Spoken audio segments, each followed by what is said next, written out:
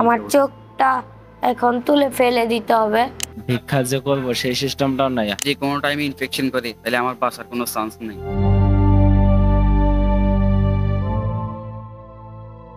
আজকে আমার জন্মদিন, আমি সুস্থ থাকলে আমি আমার বাসায় ভাই বোনদের সাথে আনন্দ করে জন্মদিনটা পালন করতে পারতাম।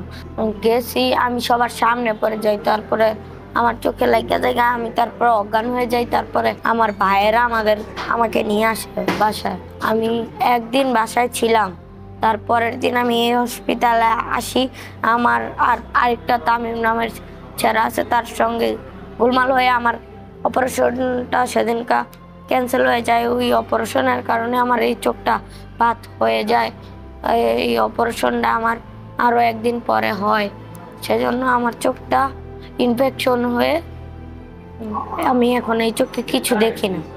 আমার চোখটা এখন তুলে ফেলে দিতে হবে, তারপরে আমাকে পাথরের চোখ দেওয়া হবে, এছাড়া কোনো উপায় নেই। আর না হলে ওই চোখ থেকে আমার এই চোখটাও বাদ হয়ে যেতে পারে।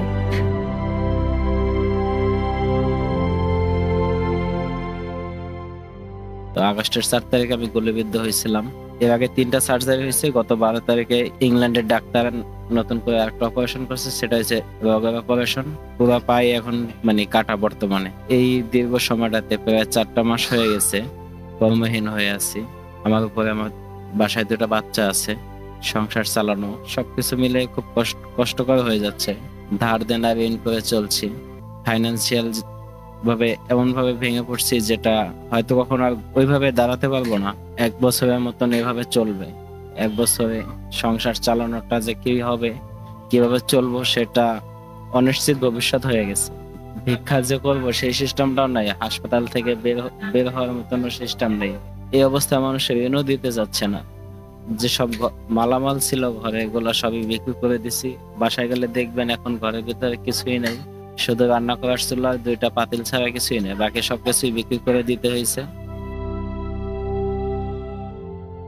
ধরেন আমার 3টা ওটি হয়েছে। ওটি হওয়ার পরে ধরেন আমি হালকা হালকা যেটা দেখি, ডক্টর আমাকে বলে দিয়েছে এটাই তোমার লাস্ট চিকিৎসা, এর পরবর্তী কোনো চিকিৎসা নাই। দেখেন আমি চোখের কিন্তু আলো দেখতেছি, আলো দেখা যায়, আপনারা বসে রয়েছেন এটাও দেখা যায়, ঘোলা দেখা যায়, কিন্তু এইটুকু যদি আমি দেখি তাহলে তো আমার এটুকু ক্লিয়ার দেখার কথা। তারা চিকিৎসাটা দিতে পারছে না।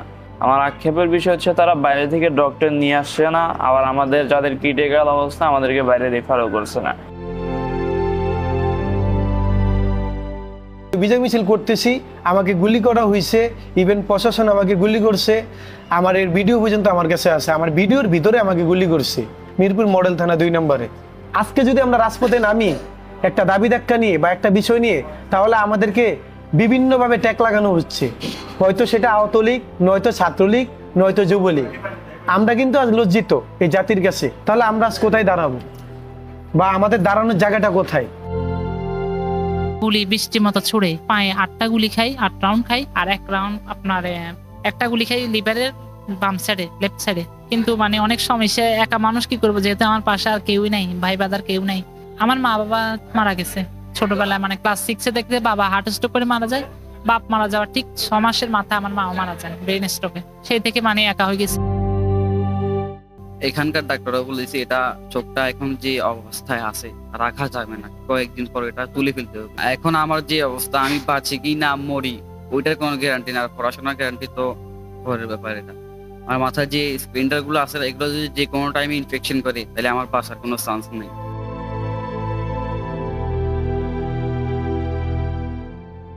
আমি গত 18 জুলাই আমার নিজ এলাকায় যে সৈয়দপুর, সেখানে আমি পুলিশের ছড়া বুলেটের আঘাতে একটা চোখ হারিয়ে ফেলি।